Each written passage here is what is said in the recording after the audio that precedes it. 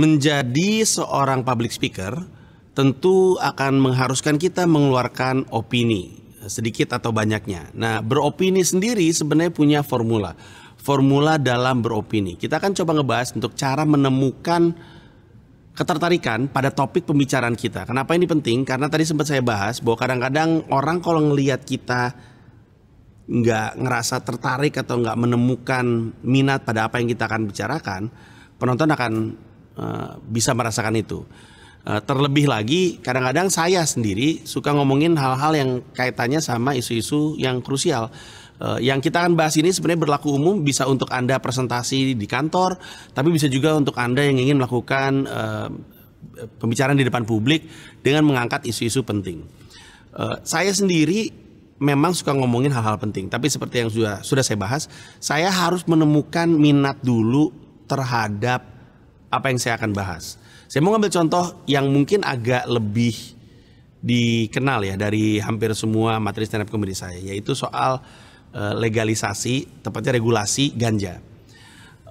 Banyak orang salah sangka kenapa saya ngomongin legalisasi ganja. Pertama-tama saya mesti kasih tahu bahwa saya nggak nyimeng, tidak ada yang percaya. Kalau saya ngomong gini, saya nggak nyimeng. Penonton bilang, nggak mungkin. Tapi saya emang nggak nyimeng di Indonesia. Iya, nggak. Saya nggak nyimeng. Saya nggak menghisap ganja, tapi saya ngomongin legalisasi ganja. Pertanyaannya kenapa kan? Kalau Panji nggak ngisap ganja, kenapa dia ngomongin legalisasi ganja? Sebenarnya ketertarikan saya pada topik ini bukan pada ganjanya, tapi pada rokoknya. Kalau orang ingat, saya tuh salah satu joke pertama saya yang viral adalah soal legalisasi ganja ini. Tapi orang lupa bahwa sebenarnya joke itu adalah tentang merokok dengan menggunakan ganja sebagai perbandingan. Kenapa rokok? Karena saya punya yayasan kanker dan kanker anak, dan rokok adalah salah satu, bukan satu-satunya, salah satu faktor penyebab munculnya sel kanker. Jadi saya cukup dekat dengan isu ini. Dan ini sesuatu yang saya ingin bahas. Poin dari lawakan itu adalah bahwa kenapa rokok legal, ganja ilegal. Misalnya argumen saya contohnya adalah rokok itu diakui pemerintah dan pemerintah tuliskan di bungkusnya mematikan, bisa membunuh.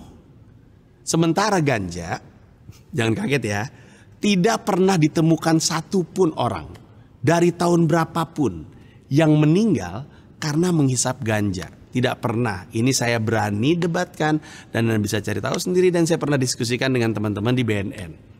Pertanyaannya adalah, kalau yang ini tidak pernah menyebabkan kematian, kenapa yang ini ilegal, yang ini legal? Jadi yang mesti orang sadari adalah poin serangannya itu ada pada rokok. Jadi ketertarikan saya adalah pada, atau minat saya dalam topik ini adalah pada rokok. Saya menggunakan ganja sebagai perbandingan. Dan biasanya orang bilang ya karena ganja menyebabkan ketagihan, adiksi. Tapi kita semua tahu rokok kan juga menyebabkan adiksi gitu. Nah, tapi kelihatannya orang karena denger ganja dan orang jarang ngelihat ada yang ngomongin ganja di depan umum secara terbuka, akhirnya jadi kontroversial. Poin saya adalah joke ini jadi kuat karena saya menemukan ketertarikan saya dan minat saya pada topik ini.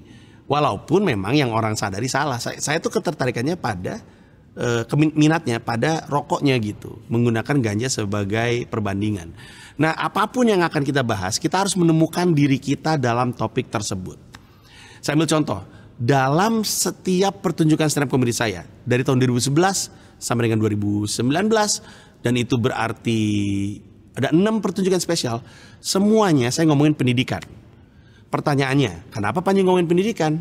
Apakah karena pendidikan itu penting? Oh iya penting. Semua orang juga merasa itu penting.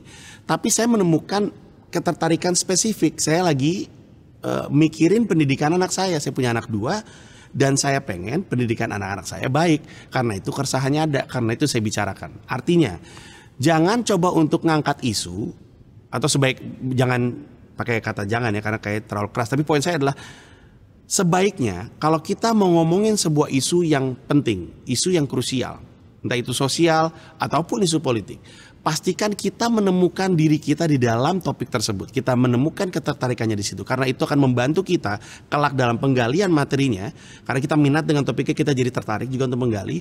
Tapi lebih kepada kita akan dilihat oleh masyarakat yang menonton kita sebagai seseorang yang punya minat tinggi terhadap topik tersebut, dan itu akan membangun hubungan, ada jalinan yang nggak kelihatan antara kita dengan yang mendengarkan, dan itu jalinannya akan terasa ketika kita percaya diri dan yakin dan semangat dan menemukan motivasi internal untuk ngomongin topik ini. Itu salah satu usul saya. Dan dalam konteks korporat misalnya, kalau Anda mesti ngebawain sesuatu untuk kantor Anda tetap harus menemukan motivasi. Kenapa saya mau ngomongin ini? Nggak bisa cuma hanya karena bos kasih tahu. Saya mesti tahu kenapa ini penting untuk saya atau penting untuk penonton kita. Nah, itu akan kita bahas lagi nih.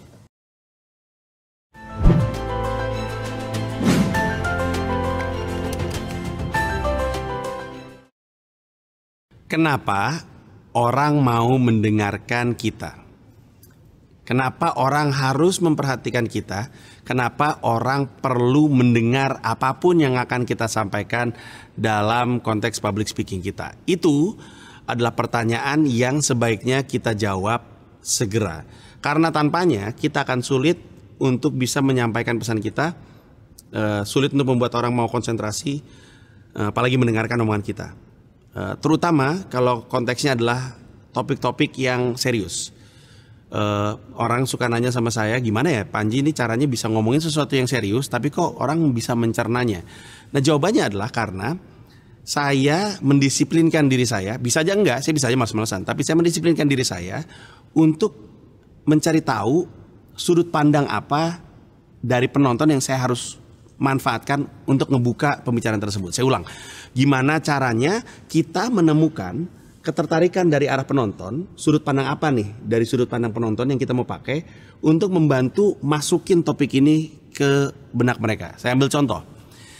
Salah satu pertunjukan stand up comedy saya adalah pembahasan mengenai pelanggaran HAM, utamanya aksi Kamisan.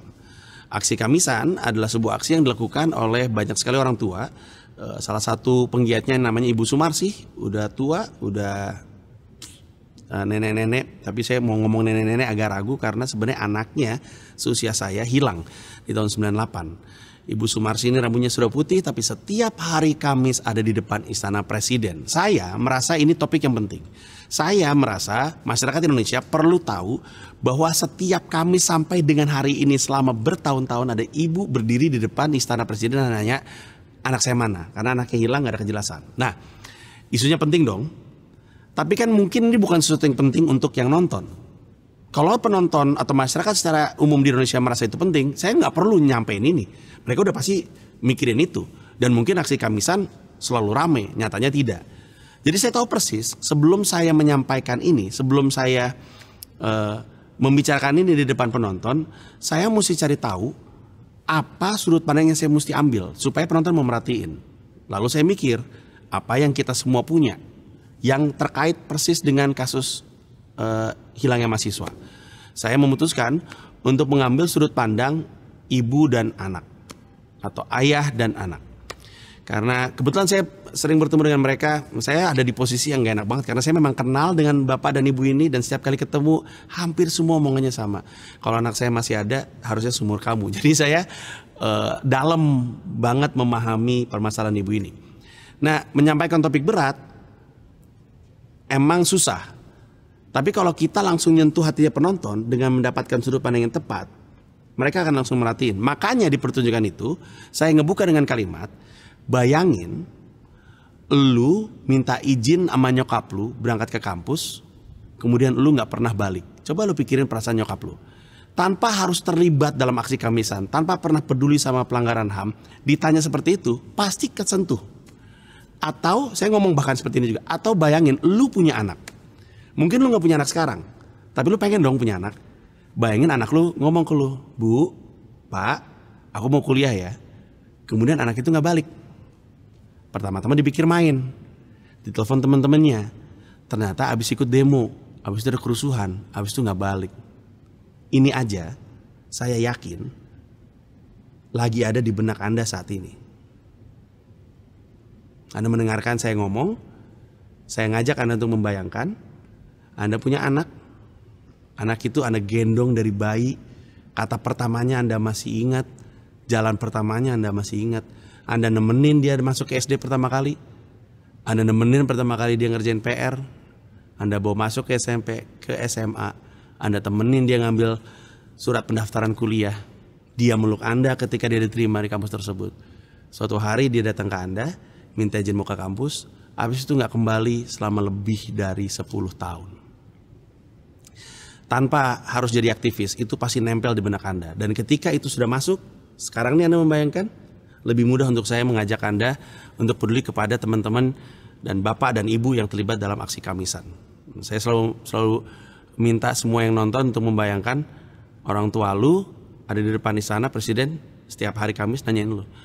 Nah, ini jadi cara yang menurut saya paling efektif untuk memastikan pesan kita bisa masuk ke benak penonton, mencari sudut pandang yang tepat untuk menyampaikan pesan ini. Karena menurut saya akan selalu ada kok cara kita menyampaikan sesuatu yang penting ke benak penonton. Saya nggak bilang mudah menemukan sudut pandangnya. Saya sendiri juga butuh waktu untuk bisa menemukan sejumlah sudut pandang, tapi saya percaya itu bisa dilakukan. Dan kalau Anda mau pesan Anda sampai, maka itu perlu Anda lakukan. Satu lagi contoh, mau menyampaikan topik yang serius, cenderung berat kepada masyarakat supaya bisa nyampe ke hati masyarakatnya. Saya mau ngomongin soal sosialisasi kanker pada anak. Saya sempat cerita bahwa saya punya yayasan kanker yang ikut saya dirikan tahun 2007 resminya di Notaris, namanya Yayasan Pita Kuning. Pita Kuning ini membantu adik-adik pasien kanker se-Indonesia, membantu pembiayaan obat tapi lewat bayarin BPJS dan layanan psikososial terapi. Nah, salah satu yang perlu kami lakukan adalah cerita kepada sebanyaknya masyarakat akan adanya anak-anak ini. Karena anak-anak ini butuh sumbangan, butuh uang untuk ngebiayain mereka. Dan uangnya tidak sedikit. Psikososial terapi itu salah satu prinsip gampangnya adalah mengembalikan kondisi psikologis anak-anak jadi normal. Utamanya jadi anak-anak kembali. Dan kadang-kadang nggak ada hubungannya sama uang. Banyak hubungannya dengan fasilitas di rumah, tempat tidur, tempat bermain, pintu di rumah nggak ada, mesti ditambahin pintu untuk higienis dan segala macamnya.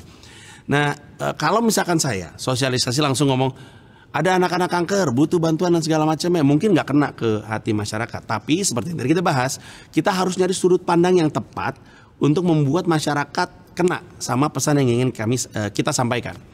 Maka sudut pandang yang saya ambil adalah pengalaman hidup. Karena saya tahu anak-anak ini masih kecil. Yang mereka nggak punya apa? Pengalaman hidup mereka belum punya. Mereka umurnya baru 7, baru 5, baru 8. Mereka belum punya pengalaman hidup ke depan. Bisa jadi bahkan nggak nyampe. Apa yang sering kita sia-siain? Pengalaman hidup. Kita sering ngerasa pengalaman hidup kita di belakang, masuk sekolah pertama kali, nggak dimarahin guru pertama kali, jatuh cinta pertama kali dan putus untuk pertama kalinya, nembak orang kemudian nggak diterima. Itu bagian dari keseharian kita, tapi nggak ada nilainya. Makanya untuk cukup panjang periode kami adalah mendorong kalimat kita semua punya masa lalu untuk diceritakan, mereka punya masa depan untuk diperjuangkan. Bayangin kalimat tersebut. Ketika saya bilang kita semua punya masa lalu untuk diceritain, punya kita. Ini semua yang ada di ruangan ini, Anda yang menyaksikan ini, Anda punya banyak pengalaman ke belakang. Itu yang Anda nggak pernah anggap, anak-anak ini anggap berharga. Nggak punya mereka. Kalau mereka mau punya pengalaman seperti Anda, perlu mereka perjuangkan. Makanya kami selalu bilang, Anda semua nih punya masa lalu untuk ceritain. Ini mereka nggak punya. Mereka punya masa depan untuk diperjuangkan. Mau bantu nggak? Ketika diambil sudut pandang tersebut, orang jadi lebih paham. Oh iya ya, benar juga ya. Ya, gue suka menganggap remeh pengalaman hidup gue yang lalu, tapi itu berharga sekali untuk anak-anak ini. Anak-anak yang belum pernah, ada yang belum pernah masuk SMP, ada yang belum pernah ngerasain jatuh cinta, ada yang belum pernah ngerasain ngelamar kerja. Semua yang kita anggap penting, mereka belum ngerasain. Dan itu mudah untuk dipahami dan itu bisa jadi motivasi untuk membantu. Dan alhamdulillahnya sampai dengan sekarang kami udah jalan cukup panjang, udah beberapa tahun ya. Kami jalan dan semakin tahun semakin banyak anak-anak yang kami bantu dan penyebar luasan informasi tentang kanker pada anak juga jalan terus dan dengan itu bantuan juga banyak terus. Tapi itu semua karena kami menemukan cara untuk mengkomunikasikan ini dengan tepat ke benak masyarakat.